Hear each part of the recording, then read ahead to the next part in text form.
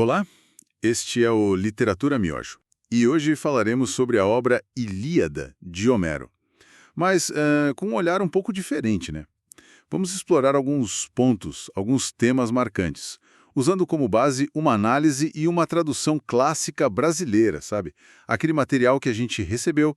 A ideia é tentar destilar o que tem de mais importante ali naqueles comentários sobre o épico.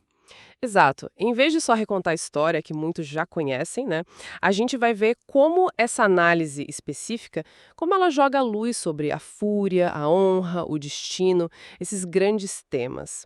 O que essa leitura, essa tradução em particular, nos diz sobre a essência dessa obra, que, bem, ainda fala tanto com a gente hoje. Perfeito? Então, vamos começar pelo começo, né? O motor de tudo, a cólera de Aquiles. Lá no canto 1, ele se sente, assim, ultrajado pela Agamenon que toma a briseida dele. Essa fúria, a menis, que os gregos chamavam, é mais que raiva, né? É algo quase divino.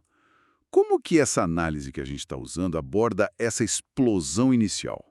Olha, o que a análise ressalta é justamente o quanto essa Menes é central. Não é só, tipo, um chilique do herói. Não, é a força que move a narrativa toda, sabe? E que impacta o exército grego inteiro.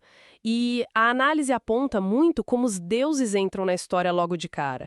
Tétis, a mãe dele, ela vai direto a Júpiter, a Zeus, né? E pede, olha, favoreça os troianos, pra quê? Para que os gregos sintam a falta do Aquiles e aí sim restaurem a honra dele. Então, a intervenção divina, segundo essa leitura, está totalmente ligada à honra ferida do herói. É inseparável. Entendi. E essa intensidade toda, imagino que para traduzir isso deve ser um desafio enorme. A análise que a gente está vendo traz uns exemplos disso, né? Eu lembro de uma nota sobre uma palavra que parecia simples. Sim, sim. Tem uma nota ótima, acho que é sobre o canto V, que está lá no material. Discute a palavra grega papassozin. O tradutor se pergunta ali, né, como que eu verto isso para o português? Se usar papai fica, sei lá, informal demais, infantil talvez para um épico? Ou será que, pelo contrário, isso capturaria justamente aquela coisa de familiaridade, de súplica do original? Essa nota eu acho muito bem o dilema do tradutor que a análise destaca. Aquele equilíbrio delicado, né? Entre ser fiel ao registro do grego antigo e, ao mesmo tempo, soar adequado em português. Decora, né? Nossa, que interessante essa questão do papai. Mostra como cada detalhe importa, né? E essa tensão toda com a linguagem reflete a profundidade das emoções ali. E falando em emoção forte, a gente chega num ponto, bem sombrio, né? Dramático. O confronto do Aquiles com o Hetor lá no canto 22, tudo por causa da vingança pela morte do Patroclo. É, e a análise que a gente tem, ela sublinha a brutalidade calculada dessa cena. É pesado. Tipo, a Minerva, a Atena para os gregos, ela engana o Heitor, faz ele achar que vai ter ajuda, sabe? E aí ele luta, e o texto mostra bem a recusa total do Aquiles em fazer qualquer acordo sobre os corpos, que era um costume, né? Mesmo o Heitor morrendo, pedindo para o corpo dele ser entregue à família, Aquiles está irredutível. Ele chega a ultrajar o cadáver. A análise interpreta isso não só como vingança, mas como assim o auge da menes do Aquiles, que obscurece tudo mais. É uma descida total na crueldade da guerra mesmo. Mas a obra não acaba aí, né? E a análise que a gente está seguindo também aponta isso. O canto 24 traz um contraponto, certo?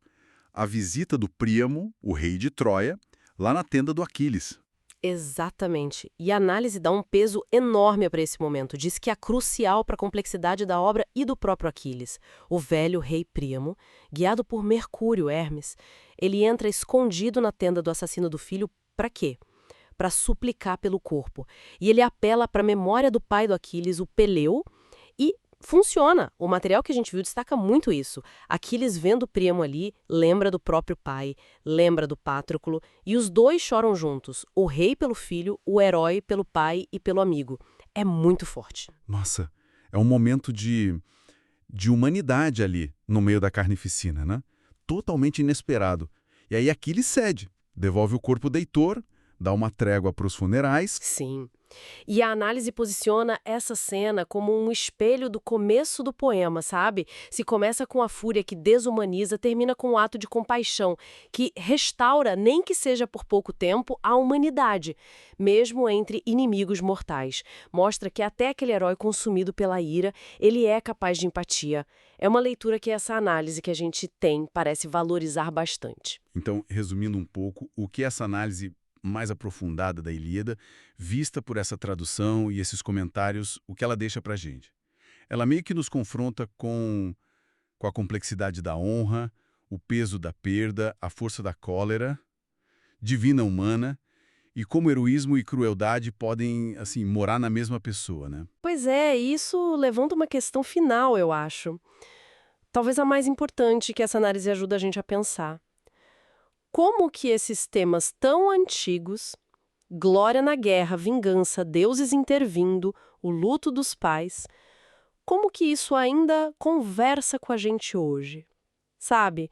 Num mundo tão diferente. O que a dor do Príamo ou a fúria do Aquiles, interpretadas por essa leitura específica, o que elas dizem sobre a condição humana? Que talvez não mude tanto assim. É uma reflexão e tanto para a gente fechar. Espero que essa nossa conversa, focada nesse material, tenha sido esclarecedora. Tenha dado uma perspectiva diferente sobre esse clássico imenso. Esse foi o Literatura Miojo. Rápido, mas com gosto de quero mais. Curtiu? Então procure a obra original e experimente a leitura completa. A literatura te espera sem pressa, mas com prazer.